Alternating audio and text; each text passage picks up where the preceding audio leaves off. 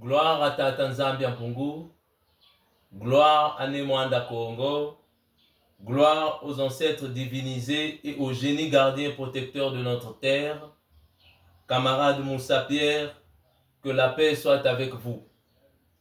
En tant que coordonnateur national de Bundu dia Congo en République du Congo, et en ma qualité de gardien de temple et porte-parole des ancêtres, je me suis vu dans l'obligation de vous répondre par rapport à certains de vos propos tenus lors de l'ouverture du 6e congrès du PCT qui avait eu lieu en décembre 2025.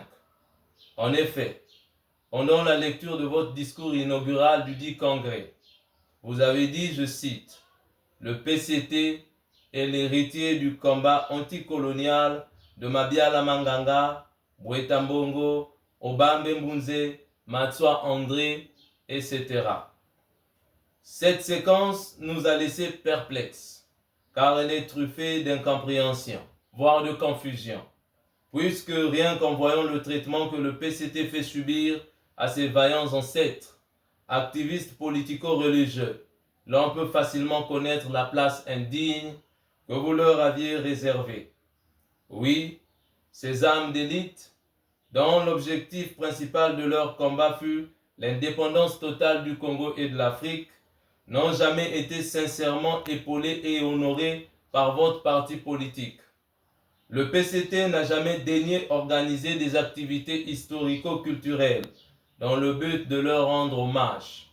Pas de mausolée construit en leur nom, pas d'émission, pas de cérémonie en vue de partager et de perpétuer la vision de leur noble combat et l'esprit patriotique et panafricain qu'ils incarnaient et qu'ils ont finalement légué aux futures générations.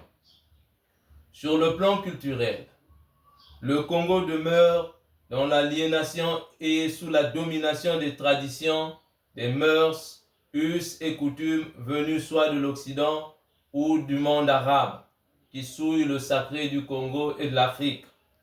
Comment pouvez-vous imaginer que tous les dirigeants politiques congolais et africains soient tous soit adeptes des églises importées ou membres des ordres politico-spirituels étrangers tels que la franc-maçonnerie, dont nombreux parmi vous font partie et subissent des traitements inhumains, dégradants et désobligeants qui leur lient les mains et les pieds, leur bandent les yeux, leur ferment la bouche et les empêchent de travailler effectivement pour le Congo et l'Afrique.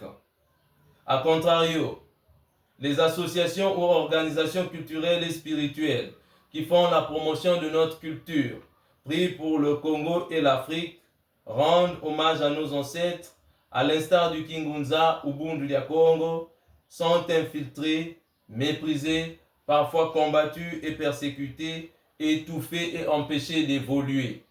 Êtes-vous vraiment patriotes et panafricains? En ce qui concerne l'indépendance économique et monétaire du Congo et d'autres pays de la sous-région, pendant tout le règne du PCT, précisément depuis son retour au pouvoir suite au coup d'État de 1997, aucune action, voire aucun combat concret dans ce sens a été mené.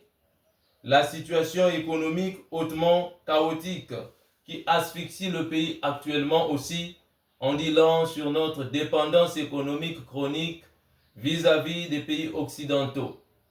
Quant à la monnaie, franc des colonies françaises d'Afrique, le franc CFA, une monnaie qui a toujours manipulé, exploité et torpillé l'économie congolaise et africaine. Elle semble ne jamais déranger les dirigeants congolais du PCT qui la défendent corps et âme avec leur dernière énergie en déclarant haut et fort qu'elle nous garantit une stabilité économique certaine et vont même en guerre contre quiconque ose peindre le côté obscur du franc CFA. Kémy Séba en a d'ailleurs payé les frais dans ce même pays. Enfin, en politique, le Congo, comme beaucoup d'autres pays d'Afrique noire, n'est pas totalement indépendant, comme l'avait souhaité M. Matswa André Grenard et ses frères de lutte. Le cordon ombilical qui lie le Congo et la France y est toujours présent à travers l'ingérence récurrente de cette dernière dans la gestion politique de notre pays. Le néocolonialisme français et occidental y demeure malheureusement, car les dirigeants congolais et d'autres pays d'Afrique noire se voient toujours intimer des ordres par l'impérialisme, des injonctions et instructions sur comment diriger leur propre pays ne cessent de pleuvoir.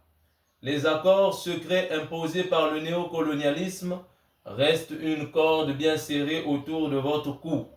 Pendant tout ce temps, le PCT qu'a-t-il vraiment fait pour nous débarrasser de ce néocolonialisme et de cet impérialisme?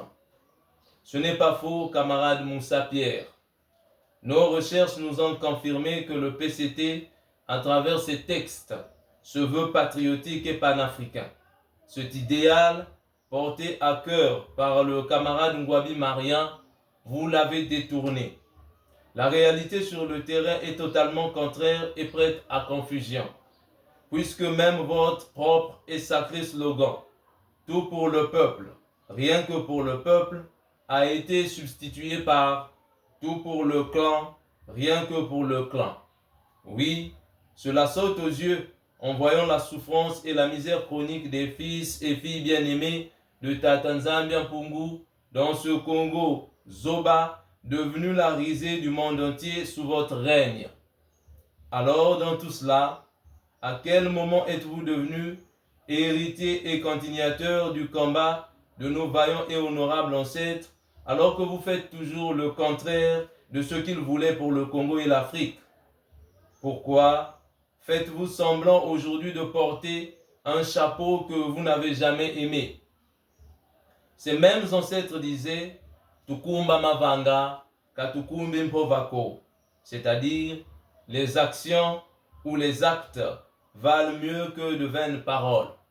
Sur ce, nous vous conseillons humblement d'arrêter de vous moquer de nos vaillants ancêtres et héros.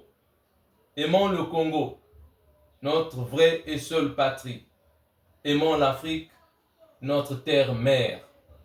Puisse la lumière de Nemwanda Kongo illuminer la conscience des Congolais en ces temps si sombres de notre histoire. Que Tata Nzambi Mpungu bénisse le Congo et tout son peuple. Je vous remercie.